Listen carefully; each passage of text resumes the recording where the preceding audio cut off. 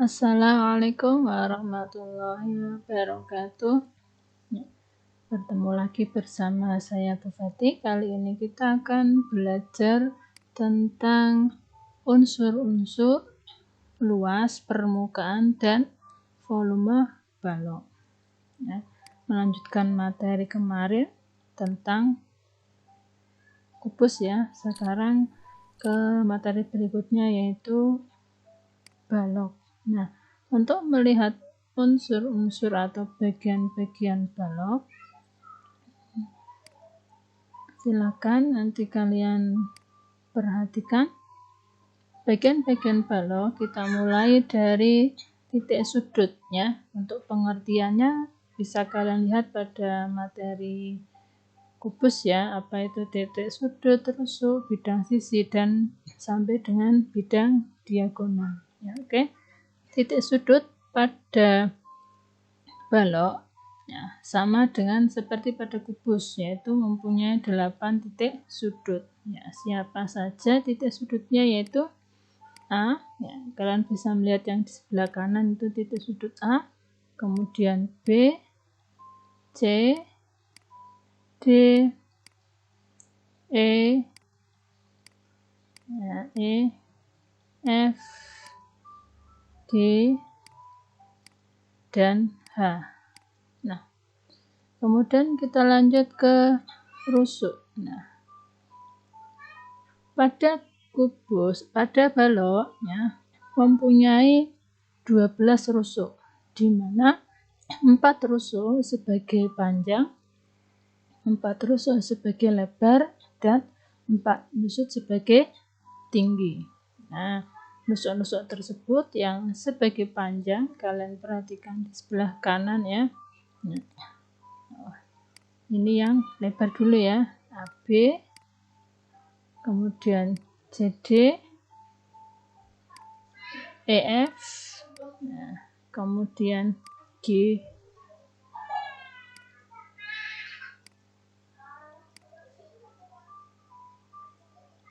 GH ya ini ya. Nah, kemudian BC, nah, ini panjangnya, AD, FG, dan EH, ini yang sebagai panjang. Nah, kemudian tinggi ada BF, CG, DH, dan AE. Ya. Kemudian bidang atau sisi. Balok mempunyai 6 bidang sisi dengan 3 pasang bidang yang saling kongruen. ABCD. Nah, ABCD ini kongruen dengan EFGH ya, yang atas dan bawah itu ya. Kemudian CDGH. Nih, CDGH kongruen dengan ABFE. Ya. Kemudian BCGF kongruen dengan ADHE. Nah, kita lanjut ke diagonal bidang. Ya. Diagonal bidang pada balok sama dengan pada kubus ya, ada 12. Nah, tetapi kalau pada kubus mempunyai panjang diagonal bidang yang sama, nah, kalau pada balok karena rusuk-rusuk balok mempunyai ya, ada 3 ukuran ya, yang sebagai panjang, lebar, dan tinggi tadi, maka panjang diagonal bidang ya, berbeda-beda. Kita lihat mulai dari AC. Nah, AC dan BD, kemudian EG dan FH. Nah, keempat diagonal bidang ini mempunyai panjang yang sama ya, terletak di bidang yang kongruen ya, yang atas dan bawah ini, yaitu ukurannya adalah panjang dan lebar. Sehingga panjang AC, BD, EG, dan FH sama dengan akar dari P kuadrat ditambah L kuadrat. Ini dari rumus Pythagoras. Oke, kemudian BG, CF, AH, dan DE. Nah, ini juga terletak pada bidang yang kongruen ya, depan dan belakang ini. Nah, pada bidang AB, BCGF, yaitu ukurannya adalah panjang dan tinggi. Nah, demikian juga pada ADHE. Maka panjang diagonal bidang BC, CF, AH, dan DE sama dengan akar dari P kuadrat ditambah T kuadrat. Yang terakhir, diagonal BE, kemudian AF, ya, CH, dan DG. Keempat diagonal bidang ini juga terletak pada bidang yang kongruen, yang dengan ukuran L dan T. Nah, sehingga panjang BE, AF, CH, dan DG sama dengan L kuadrat ditambah T kuadrat. Kita lanjut diagonal ruang. Diagonal ruang pada balok ada 4, yaitu AG, kemudian CE, kemudian PH, dan DF. Nah, keempat diagonal ruang ini mempunyai panjang yang sama, yaitu akar dari P kuadrat ditambah L kuadrat ditambah T kuadrat. Kita lanjut ke bidang diagonal. Pada bidang diagonal, sama dengan pada kubus ya, ada 6, yaitu AB, GH, dan CDEF. Ya. Dua bidang diagonal ini akan mempunyai luas yang sama ya. Nah, kemudian BCHE dan ADGF, nah, keduanya juga akan punya luas yang sama. Kemudian CDEF dan ABGH. Ya, inilah keenam bidang diagonal pada balok. Sekarang kita lanjut ke jaring-jaring. Ya, dari balok apabila kita buka akan terbentuk jaring-jaring. Nah, yang mana dari jaring-jaring ini kita akan dapat mencari luas dari permukaan balok. Ya. Nah, dari sini tampak 6 bidang sisi dari balok ya apabila dibuka. Semuanya berbentuk apa? Ya, persegi panjang. Oke, kita lanjut ke luas permukaan balok ya. Dari jaring-jaring balok yang kalian lihat tadi, ya, akan tampak seperti ini ya.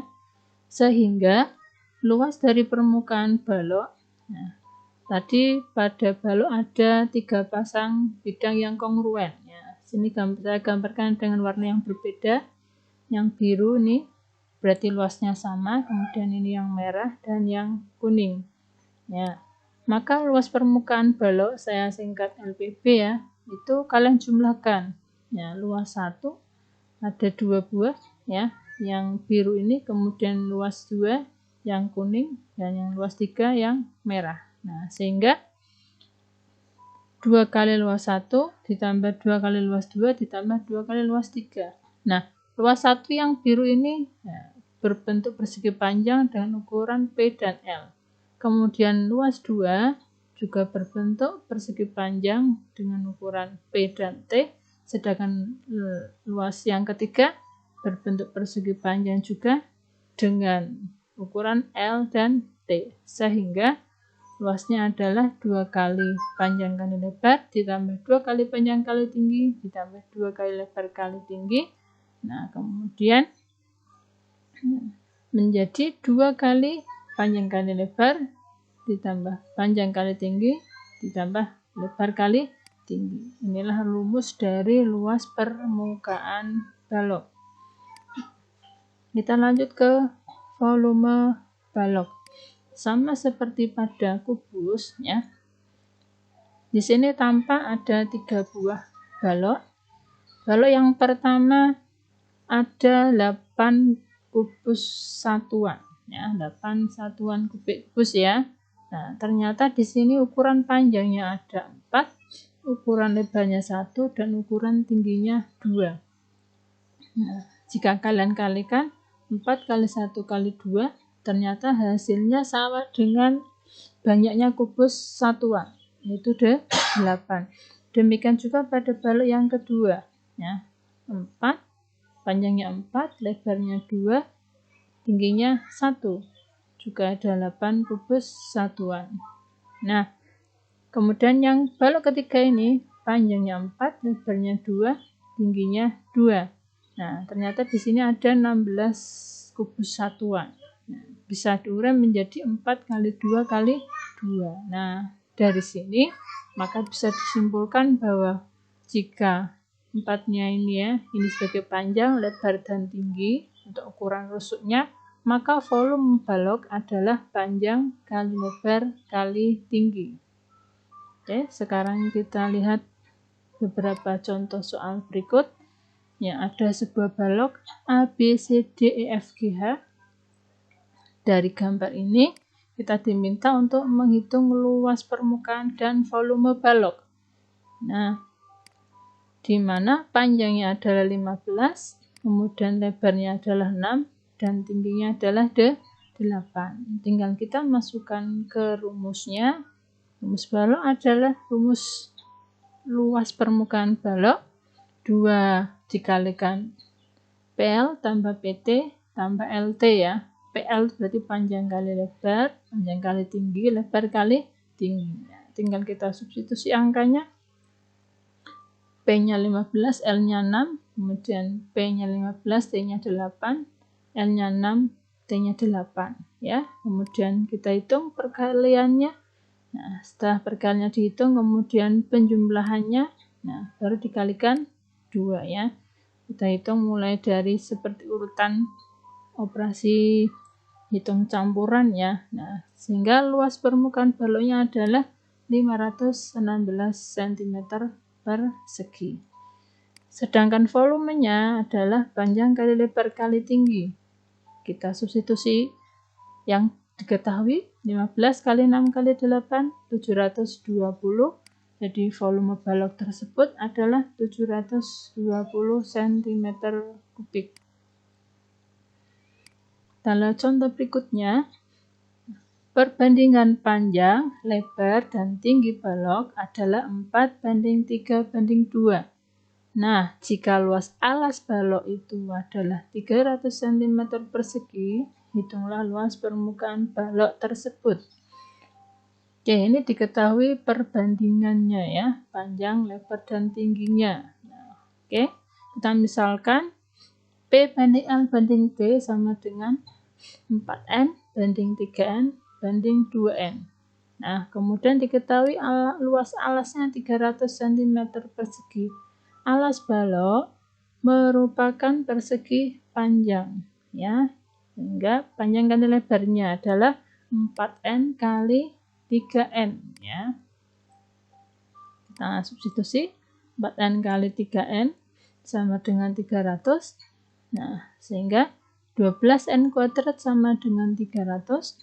Maka N kuadratnya adalah 300 dibagi 12. Nah, sehingga N-nya ketemu akar dari 25 yaitu 5. Nah, setelah N-nya kita cari, nah, maka kita bisa mencari panjang masing-masing dari panjang, lebar, dan tinggi. panjangnya adalah 4N, sehingga 4 kali 5 sama dengan 20, sedangkan lebarnya adalah 3N, 3 kali 5 sama dengan 15, dan tingginya 2N, sehingga 2 kali 5 sama dengan 10. Ya, setelah ketemu panjang, lebar, dan tingginya, baru kita bisa mencari luas permukaan baloknya. Ya, kita substitusi angka yang sudah kita temukan tadi. Nah, kemudian kalian hitung sehingga ketemu bahwa luas permukaan baloknya adalah 1300 cm persegi. Nah, untuk cara menghitungnya ini kalian insya Allah sudah bisa semua ya, tidak perlu kami jelaskan secara detail. Next, contoh berikutnya.